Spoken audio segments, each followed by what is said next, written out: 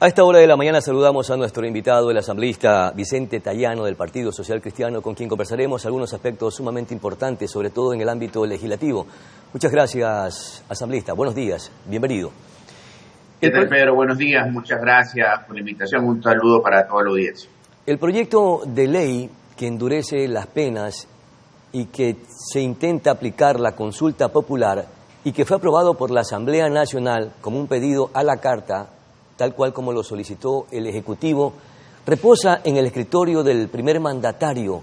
Aún no se aprueba o se veta total o parcialmente este proyecto de ley. ¿Qué conocen ustedes? Ya estamos con los tiempos casi a tope.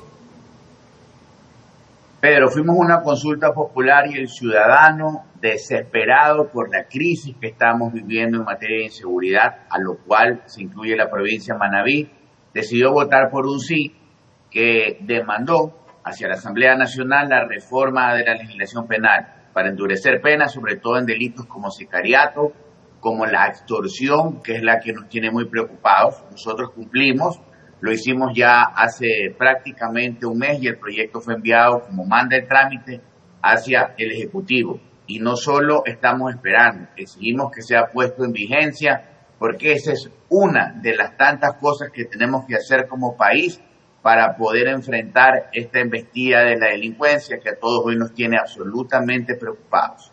Claro, porque este es un proyecto urgente y que requiere que inmediatamente entre en vigencia para su respectiva aplicación. ¿El plazo vence cuándo, asambleísta?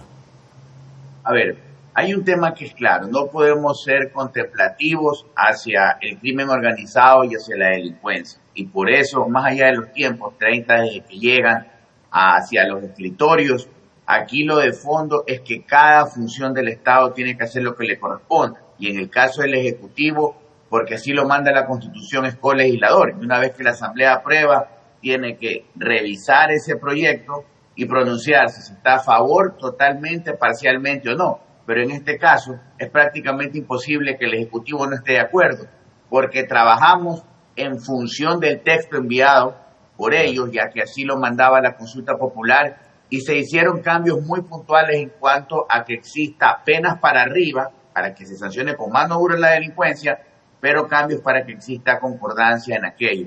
Y aquí un tema importante, no habrá reforma, Pedro, de la Asamblea Nacional si es que no tenemos un gobierno que gestione, que resuelva y una justicia que cumpla con su trabajo. Y hacia allá, hacia donde de ahora en adelante tiene que estar enfocado no solo el trabajo de fiscalización de la Asamblea Nacional, sino la observancia de todo el país, para que esa justicia, una vez que reciba esta reforma, la aplique sin dudar, la aplique con toda contundencia y quienes resulten sentenciados por esos delitos graves cumplan toda la pena en la cárcel. Claro, creo que el plazo vence el 8 o 9 de agosto.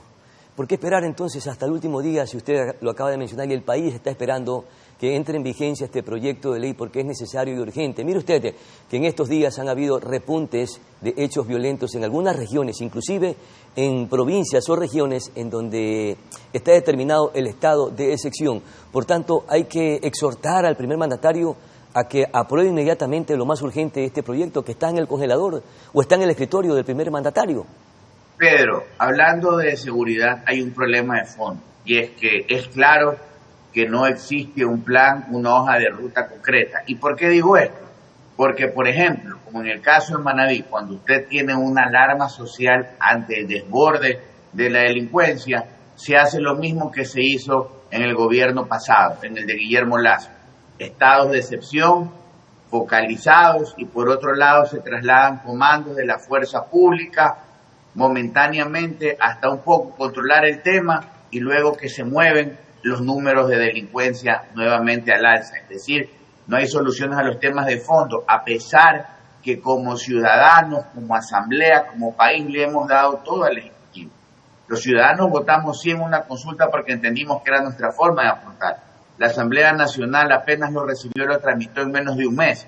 Y ahora lo importante es que sintamos sus resultados. Y algo de fondo, Pedro, todos como país estamos haciendo un gran esfuerzo económico, porque en la Asamblea se aprobó una ley que también envió el Ejecutivo, cuyo objetivo era financiar el conflicto armado interno, y se aumentaron los impuestos, se aumentó el IVA, se creó una contribución temporal para cierto sector comercial, se creó una contribución temporal para el sector de la banca, se aumentó el impuesto de salida de divisas, pero se dijo que ese dinero iba directamente destinado al combate a la delincuencia, pero lamentablemente no ha sido así, porque inclusive la propia viceministra de Finanzas hace 15 días dijo que tan solo el 35% iba a seguridad y que el resto iba a temas sociales que tampoco vemos. Por lo tanto, es importante que se presente en detalle cuánto se ha recaudado y si efectivamente ese esfuerzo nuestro, ese esfuerzo ciudadano, ha ido destinado a seguridad. Y es necesario, importante, que comparezcan los ministros de Defensa y del Interior,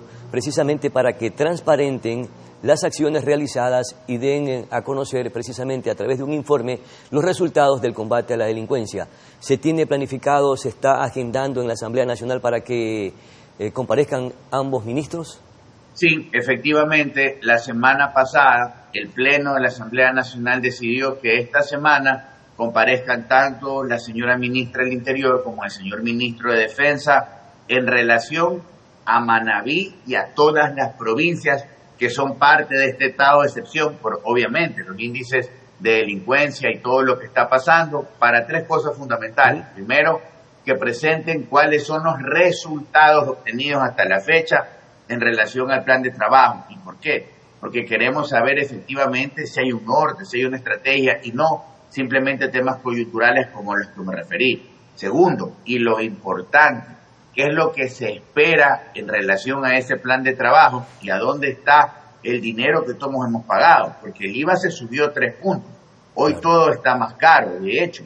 Pedro, el país necesita conocer en qué se están invirtiendo esos recursos. Pedro, es que es necesario, si como ciudadanos hemos cumplido con el respaldo en las urnas en una consulta, pagando más impuestos porque todo está más caro, y de hecho el propio Banco Central dijo que la economía estaba en recesión, queremos saber cuánto se ha recaudado y si ese dinero está efectivamente destinado a lo necesario, a logística, a chalecos, a balas, a reparar patrulleros, a que la fuerza pública tenga un plan de trabajo, presencia permanente, no solo temporal, en los puntos complicados del país, que fundamentalmente es la costa ecuatoriana. ¿Para qué días de esta semana se tiene ya previsto dentro de la agenda de la Asamblea Nacional que comparezcan ambos ministros? ¿Irán por separados? Bueno, entendería que la decisión del Pleno fue que en un solo día, en una sola comparecencia, en momentos diferentes, claro está, comparezcan. Esto podría realizarse este mismo jueves, que tendríamos sesión del Pleno, porque este acto de comparecencia tiene que darse ante el Pleno de la Asamblea Nacional. Y ahora, ¿cómo solucionar estos problemas que son urgentes y de fondo por los que atraviesa el país si todavía percibimos que existe esa pugna entre el bloque legislativo de la Revolución Ciudadana y el Ejecutivo? Se ha llamado precisamente a comparecer, ya estuvo en la Comisión de Fiscalización, la canciller Sommerfield. ¿Esto no cree que es una acción de persecución política más allá de una fiscalización o de entender el procedimiento ante la crisis de la Embajada Mexicana? Pero la fiscalización no solo es una competencia constitucional de la Asamblea, hay que ejercerla responsablemente. Y eso es lo que nosotros estamos haciendo como bancada legislativa. Fui el proponente hace más de un mes de una resolución que buscaba que se le pague en materia de salud a todos los prestadores externos del país y del gobierno, por ejemplo, Solca, las dializadoras, que ya muchas anunciaron cerrar sus puertas. ¿Y por qué pongo este ejemplo? Porque hacia allá es a donde tiene que ir la labor de fiscalización. Ahora, por ejemplo, en materia de seguridad, para que la justicia haga lo que tenga que hacer. Y la política y las diferencias no le pueden ganar a las soluciones del país. Y aquí es cuando se vuelve importante que regresemos a la agenda de trabajo de la Asamblea, que primero fue construida de consenso, inclusive con la bancada del gobierno y con la bancada de RC, que hasta el día de hoy tiene 25 leyes aprobadas. Y lo importante, que las cosas que se hagan sean temas de interés ciudadano. En cuanto al tema de Sommerfield, es claro que hay una posición allí entre estas dos bancadas. Nosotros fuimos absolutamente frontales. Nosotros no vamos a votar por la censura y destitución de la ministra, no porque estemos defendiendo a la ministra, porque entendemos que ante el conflicto internacional que existe, porque el Estado ecuatoriano está demandado a una corte internacional por México, y si la canciller es parte de esa demanda, y en este momento el Parlamento toma una decisión, eso puede ser tomado como un argumento para luego sancionar el Ecuador, y esto va a tener muchas consecuencias en nuestro comercio exterior, bloqueo de relaciones, tal vez aumento de aranceles con algunos países, y lo que queremos nosotros es que el Estado salga bien librado, sin duda. Tienen que haber sanciones a lo interno, pero las cosas hay que irlas haciendo en su momento, lleno de fondo. Al ciudadano que nos esté escuchando le interesa qué está haciendo el país en general para resolver el problema de inseguridad, para que haya más plazas de trabajo, para que en los hospitales haya lo que no hay, medicina, asistencia médica, que esos son los temas sobre los cuales tenemos que volver a encauzar nuestro trabajo legislativo y evitar los conflictos y confrontaciones innecesarias. ¿Por qué le preguntaba en este caso, o puntualmente, lo de la canciller Sommerfeld?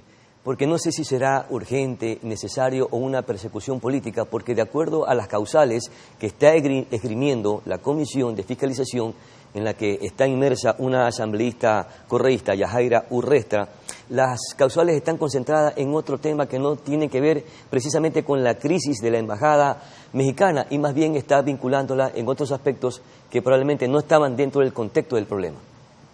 Pero hay un tema que es claro, los procesos de fiscalización no pueden convertirse en una agenda personal y menos aún transformar... ¿Y en este caso sí se está convirtiendo en una agenda personal partidista?